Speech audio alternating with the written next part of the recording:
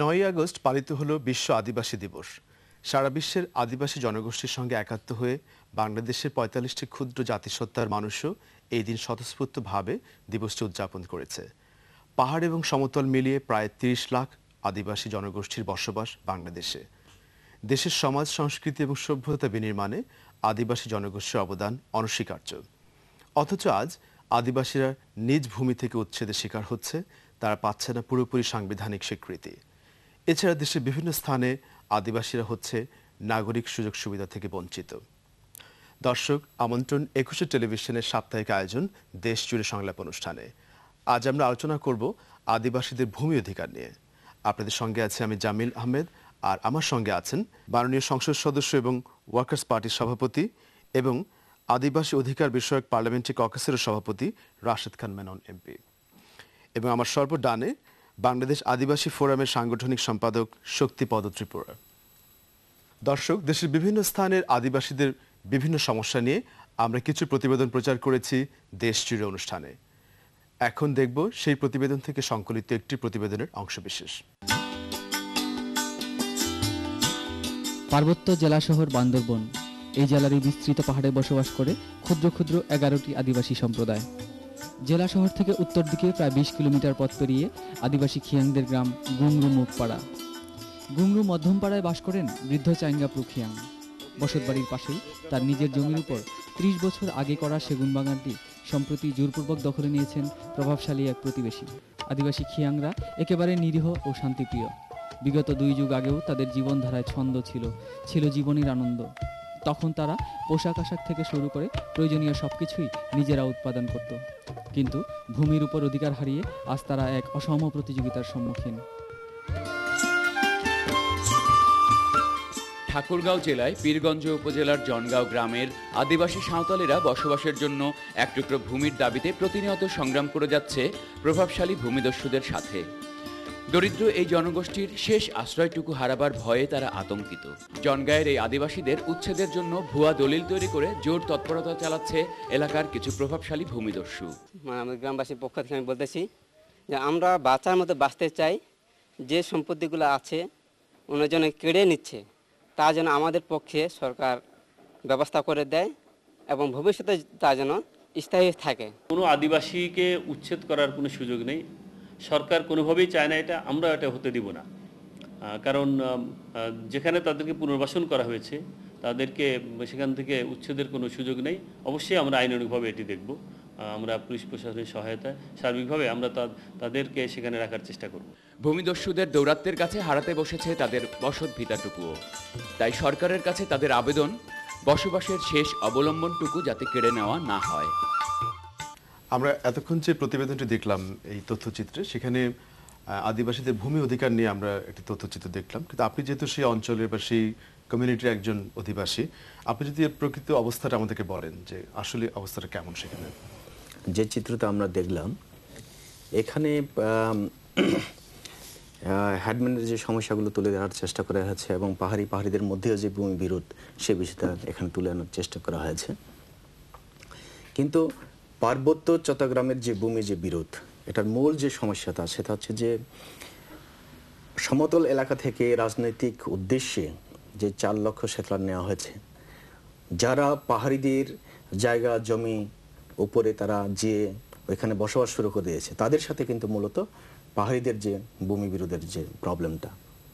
তো এখানে আরেকটা সমস্যা আমরা দেখতে পাই, সেটা হচ্ছে যে বিভিন্ন যে সংগঠন এবং প্রতিষ্ঠান, যে ডেস্টিনি, দর্প ইত্যাদি এই ধরনের যে সংগঠনগুলো প্রতিষ্ঠানগুলো কিন্তু এখানে হাজার হাজার একর দখল করে বসেছে এখানে। তার পাশাপাশি আমরা দেখতে পাই যে স্থানীয় প্রশাসন, যারা আমলারা, যারা ডিসি, এসপি এবং যারা উপজেলা নির্বাহী অফিসার ছিলেন, এরাও কিন্তু আদিবাসীর জায়গাগুলো নিজেরাই দখল করছে তারা। তো এখানে যারা রক্ষা করবে আদিবাসীদেরকে, জনগণকে, জনগণের জানমাল যারা রক্ষা করবে, তারাই কিন্তু জনগণের জানমাল তারা নিজেরাই বক্ষণ করছে। তারা যারা রক্ষক, তারা যদি বক্ষণ করে তাহলে তো আদিবাসীরা যাবে কোথায়? এই সমস্যাগুলো আমরা দেখতে পাই। তারপর হচ্ছে আপনার যে পার্বত্য চট্টগ্রামের যে ভূমি বিরোধ নিষ্পত্তি করার জন্য সেখানে পার্বত্য চট্টগ্রাম চুক্তি সম্পাদিত হয়েছে। পার্বত্য চট্টগ্রাম যে রাজনৈতিক সমস্যা সমাধানের জন্য সেখানে পার্বত্য চট্টগ্রাম চুক্তি সম্পাদিত হয়েছে। পার্বত্য চট্টগ্রাম সমস্যা সমাধানের জন্য সেখানে যে চুক্তির আলোকে যেসব উদ্যোগগুলো নেওয়া হচ্ছে তার একটা অন্যতম দিক হচ্ছে যে এখানে ভূমি বিরোধ নিষ্পত্তি কমিশন গঠন করা হয়েছে। আচ্ছা, আমরা শক্তিতে আপনার কাছে এই পরবর্তী উদ্যোগগুলো নিয়ে আসবো, কিন্তু আপনি যে সমস্যাটার কথা অ্যাড্রেস করতে বলছেন আমাদেরকে, আমাদের সাথে মাননীয় সংসদ সদস্য আছেন, উনি আমরা জানি যে পার্লামেন্টে সদস্যদেরকে নিয়ে যে ককাসটি আছে আদিবাসী অধিকার নিয়ে, আপনি সেটা কারেন্ট চেয়ার, আপনি আমাদেরকে যদি একটু বলেন যে ভূমি নিয়ে যে সমস্যাগুলির কথা বলা হচ্ছে, আমরা জানি যে এই বিষয়ে আইন আছে, আইনের বাস্তবায়ন কোন পর্যায়ে, কিংবা পাহাড়ি এবং সমতলের মানুষের মধ্যে যেই চিত্রটি উনি তুলে ধরলেন, আপনি ব্যাপারটা কিভাবে দেখছেন? এই আদিবাসীদের দারিদ্র তার সুযোগ গ্রহণ করে যেটা করা হয়, প্রায়শই তাদের কাছে জমি নিয়ে নেওয়া হয়, হয় জবরদখল করা হয় নাহলে কিনে নেওয়া হয়। এখানে এই জন্য তাদের প্রোটেকশনের জন্য, সুরক্ষার জন্য একটা আইন দীর্ঘদিন ধরে প্রচলিত রয়েছে। সেটা হচ্ছে যে আদিবাসীদের কোনো জমি যদি ট্রান্সফার করতে হয় তাহলে পরে এর জন্য ডিসির স্পেশাল পারমিশন লাগে। কিন্তু যেটা হচ্ছে সেটা হলো অধিকাংশ ক্ষেত্রে যখন রেকর্ড করা হচ্ছে তখন অন্য একজনকে দাঁড় করিয়ে দিয়ে, একজন হিন্দু নামের বা একজন ব্যক্তিকে দাঁড় করিয়ে দিয়ে তাকে আদিবাসী বলেছে, বা তাকে আদিবাসী জায়গায় যে হিন্দু নামের ব্যক্তিকে দাঁড় করিয়ে দিয়ে জমি রেকর্ড করে দিয়ে তারপরে জবরদখল করে দেওয়ার ব্যবস্থা করা হয়। ফলে আদিবাসীরা নিয়মিতভাবেই কিন্তু জমি থেকে উচ্ছেদ হচ্ছেন। আমরা আদিবাসী অধিকার বিষয়ক যে ককাস, সেখান থেকে আমরা বলেছি পাহাড়ের ভূমি কমিশন নিয়ে সমস্যার যে কথাটা উনি তুলছিলেন, যেখানে একটি আইন আছে ঠিকই কিন্তু আইনটি চুক্তি অনুসারে হয়নি, ফলে সেখানে কিছু বিরোধীয় বিষয় চলে এসছে। এক, দুই হচ্ছে ভূমি কমিশন দীর্ঘদিন ধরে এটা অকার্যকর ছিল, বর্তমান সরকারের সময় সেটা কার্যকর হয়েছে, কিন্তু দুর্ভাগ্যজনকভাবে যে অভিযোগটা আসছে সেটা হচ্ছে ভূমি কমিশনের যে চেয়ারম্যান তিনি কমিশনের বৈঠক না ডেকেই তিনি আমলাদের উপর নির্ভর করে বিষয়গুলোকে ফেসলা করার চেষ্টা করছেন, এবং যেখানে আদিবাসীদের সম্পৃক্তি থাকছে না। আচ্ছা, আমি একটু আবার আপনার কাছে ফেরত যেতে চাই। আপনি বলছিলেন যে পার্বত্য শান্তি চুক্তি যেটি করা হয়েছে আর এখন যে উদ্যোগগুলি হচ্ছে সেগুলোর সাথে অমিল দেখতে পাচ্ছেন আপনি, আপনি কি স্পেসিফিক বলবেন যে কোন কোন দিক থেকে? যেমন আমি বলবো সেটা হচ্ছে যে পার্বত্য চুক্তিতে লেখা আছে আপনার এখানকার যে ভূমি সমস্যা, ভূমি বিরোধ নিষ্পত্তি করার পরে ভূমি জরিপ করা হবে। কিন্তু বর্তমান যে আপনার ভূমি কমিশন চেয়ারম্যান তুমি ভূমি বিরোধ নিষ্পত্তি না করে উনি ভূমি জরিপের কথা বলছেন। এই ধরনের কন্ট্রাডিকশন কিন্তু উদ্যোগগুলো নেওয়া হচ্ছে। আচ্ছা, আপনাকে ধন্যবাদ। আমি একটি ভিন্ন দিকে আমাদের মাননীয় সংসদ সদস্যের দৃষ্টি আকর্ষণ করতে চাই। আমরা বিশ্ব আদিবাসী দিবস উদযাপন করি প্রতি বছর। একটি দিবসকে ঘিরেই এই আলোচনাটা সীমাবদ্ধ। আমরা দেখতে পাচ্ছি গণমাধ্যমে বিভিন্ন জায়গাতে, প্রিন্ট ইলেকট্রনিক মিডিয়াতে বা বিভিন্ন সংগঠনও একটা দিবসকে ঘিরে এর অধিকার নিয়ে কথাগুলিকে সীমাবদ্ধ রেখেছে। আমরা এই বিষয়ের উন্নতি চাচ্ছি, আপনি কি মনে করেন? আমরা আমাদের সংবিধানের যাত্রা শুরুতে একটা ভুল করে এসেছি। সেই ভুলটা হচ্ছে যে আদিবাসীদের সাংবিধানিক স্বীকৃতি না দেওয়া, ফলে বিষয়টা প্রথম থেকেই বাদ পড়ে গেছে। দুই, আমরা পরবর্তীকালে এসে যেটা দেখলাম যে আমাদের সরকারের তরফ থেকে এদেশে আদিবাসী আছে বলেই কোনো স্বীকার করা হয়নি। আমরা জিনেভাতে আদিবাসী সম্মেলনে আমরা বলে দিলাম যে আমাদের দেশে কোনো আদিবাসী নেই, কারণ আদিবাসী স্বীকার করে নেওয়া হচ্ছে আদিবাসীদের অধিকারের স্বীকৃতি প্রদান করা। এই দুটো ভুল, একটা সরকারি লেভেলে যে ভুলটা রয়েছে সেই ভুলটা কিন্তু এখনো পর্যন্ত চালু রয়ে গেছে। আর সাধারণত আমি যেটা বলবো সেটা হলো যে আমাদের যখনকার বাঙালি জাতীয়তাবাদী চেতনা উন্মেষ যখন ঘটেছে তার সাথে কিন্তু আদিবাসী সংগ্রামকে আমরা সম্পৃক্ত করতে পারিনি। অথচ একটা সময় ছিল যখন আদিবাসীদের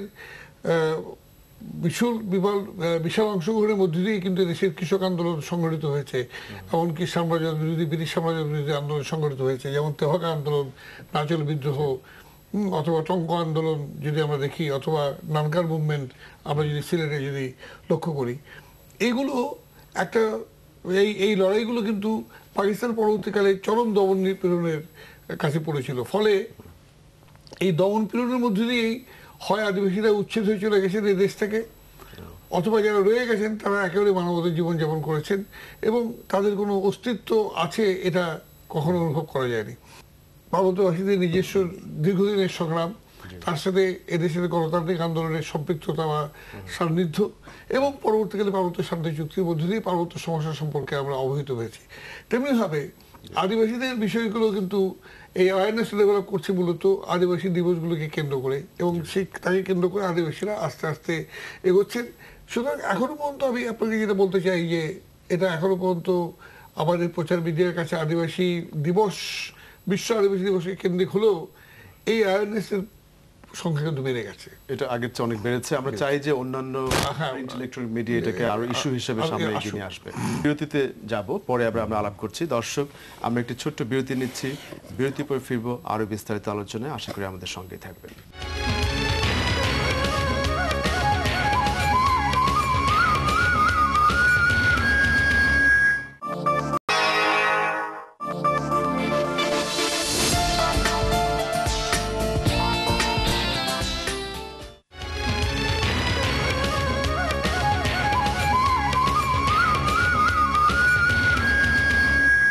বিরতির পরে আবারও স্বাগত জানাচ্ছি দেশ জুড়ে সংলাপ অনুষ্ঠানে।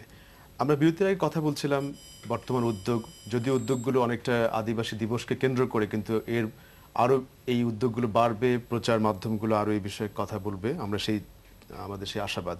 আমি আরেকটি দিকে আপনাদের দৃষ্টি আকর্ষণ করতে চাই। আমরা বাংলাদেশে আদিবাসীদেরকে নিয়ে অনেক প্রকল্প কার্যক্রম দেখি, যেখানে বাংলাদেশের উন্নয়ন সহযোগী আছেন এবং বিভিন্ন বিদেশি সংস্থায় এই প্রকল্পগুলো বাস্তবায়ন করছে। প্রায় যেটা দেখা যায় যে এগুলোর মধ্যে একটা সমন্বয় সাধনের প্রশ্ন আসছে, এবং মূল প্রকল্প কার্যমেয়াদের পরেও যাতে চালিয়ে নেওয়া যায় এরকম উদ্যোগগুলো সম্পর্কে আমরা দেখতে পেয়েছি। আপনি ব্যাপারটা কিভাবে দেখছেন? হ্যাঁ, দেখা যায় যে আপনার যে বিশেষ করে যখন পরিকল্পনা গ্রহণ করার যে বিষয়টা, সমন্বয় সাধনের বিষয়টা, এই বিষয়গুলোতে কিন্তু যথেষ্ট অংশগ্রহণটা নেই বলা চলে। সে না, অনেক টাকার ইনভেস্টমেন্ট সেখানে হচ্ছে, কিন্তু আপনি যেটা বলছেন যে এর ফোকাসটা অনেকটা ডেভেলপমেন্ট সেক্টরের দিকে, কিন্তু সেক্ষেত্রে আমরা কি খুব ভিজিবল কিছু দেখতে পাচ্ছি সেখানে?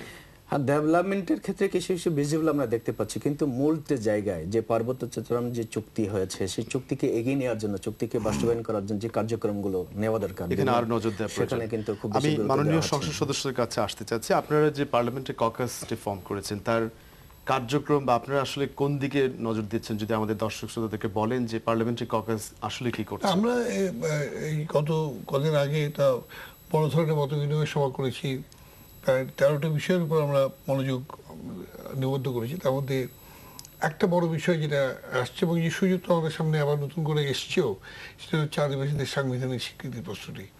আমি মনে করি যে এটা আমাদের কংগ্রেসের তরফ থেকে আমরা খুব জরুরিভাবে বিষয়টাকে সামনে নিয়ে আসবো।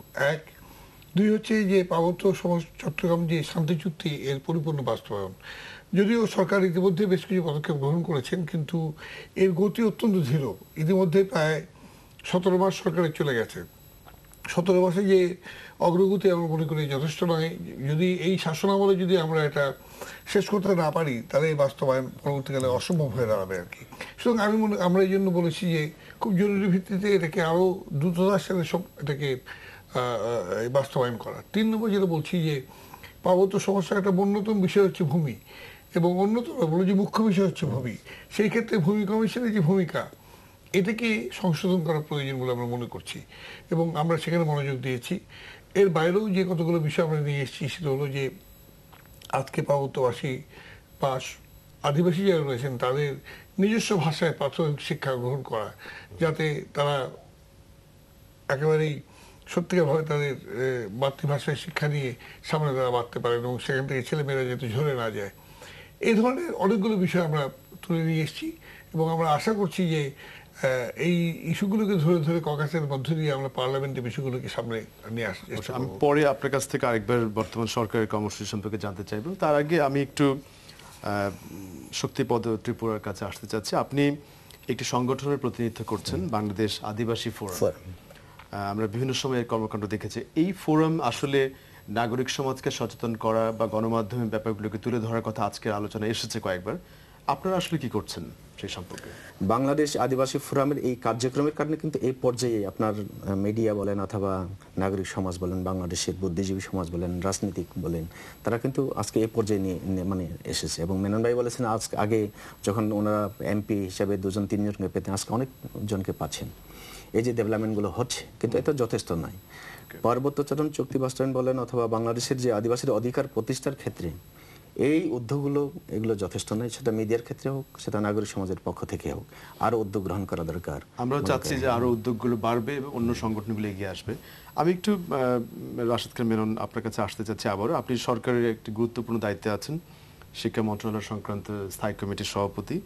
এবং আমি যদি সরকারের কর্মকাণ্ড আপনি যেগুলো বলছিলেন যে বর্তমান যে পার্বত্য শান্তি চুক্তির ব্যাপারে বর্তমান সরকারের উদ্যোগগুলোর মধ্যে চুক্তি বাস্তবায়ন কমিটি ফর্ম করা হয়েছে, টাস্ক ফোর্স কমিটির কথা আপনি বলেছেন, ল্যান্ড কমিশনের কথা বলেছেন। আমি যদি আজকে অনুষ্ঠানে একটু জানতে চাই যে নেক্সট স্টেপ কি আসলে গভর্নমেন্ট। আরো একটা জিনিস আমি বাদ পড়ে গেছি, সেটা হচ্ছে যে পার্বত্য অঞ্চলের যে অন্যতম একটা সমস্যা রয়েছে, সেখানে আমাদের সেনা ছাউনিগুলো যেখানে অবস্থান, যেটা প্রায়শই সেখানে উত্তেজনাগুলো তৈরি করে রেখেছে, বিশেষ করে অতীতের সেই যে অপারেশন উত্তরণ তার ধারাবাহিকতা বজায় রেখেছে।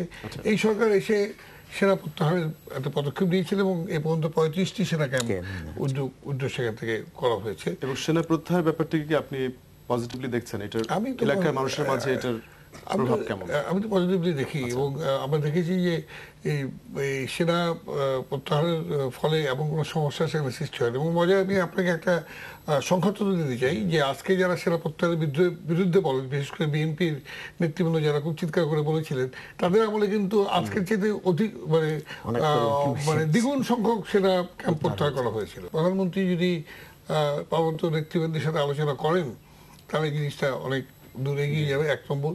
অন্যদিকে সমতলের যারা আদিবাসী রয়েছে তাদের জন্য ভূমি কমিশন এবং সমতলের কতগুলো অধিকারের বিষয় রয়েছে, সেই দাবিগুলো পূরণ করার ক্ষেত্রে আচ্ছা কাজ করা প্রয়োজন। মাননীয় সংসদ সদস্য আপনিও যে কেউ রেসপন্ড করতে পারেন যে আমরা বিভিন্ন গণমাধ্যমে দেখেছি যে আদিবাসীদের অধিকারগুলো নিয়ে বরাবর প্রত্যেক সরকারই বিভিন্ন প্রতিশ্রুতি দিয়েছে, কিন্তু মূল বাস্তবায়নের জায়গাতে এসে আমরা সিভিল সোসাইটির শক্ত অবস্থান, গণমাধ্যমের ভূমিকা, প্লাস আপনাদেরও ভয়েসগুলোকে কালেকটিভভাবে জাতীয় পর্যায়ে তুলে ধরা, এক্ষেত্রে আমরা খুব একটা দেখতে পাই না। সরকারের প্রতিশ্রুতি আছে, বাস্তবায়নও কিছু আছে, কিন্তু ব্যাপারটা কিন্তু অনেক দিন থেকে খুব ধীর গতিতে চলছে।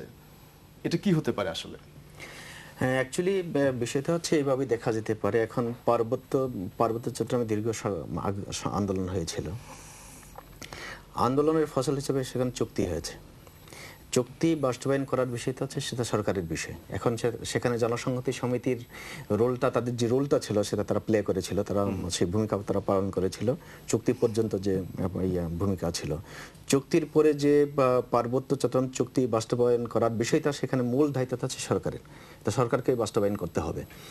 তো সরকারকে এই বিষয়গুলো উদ্যমিতার সাথে সেনা ক্যাম্প প্রত্যাহার করার বলেন, অথবা ভূমি বিরোধ নিষ্পত্তি করার বিষয় বলেন, অথবা সেখানে যে বিশেষ শাসন ব্যবস্থা সেটা প্রতিষ্ঠা করার কথা বলেন, সেখানে আঞ্চলিক পরিষদ, জেলা পরিষদকে ক্ষমতাবান করার কথা বলেন, সেখানকার যে প্রথাগত আইনগুলো আছে সেটাকে স্টাবলিশ করার বিষয় বলেন, সেখানে যে প্রথাগত মানে বিভিন্ন প্রতিষ্ঠানগুলো রয়েছে সেটাকে ক্ষমতাবান করার জন্য এইসব উদ্যোগগুলো কিন্তু সরকারকে নিতে হবে।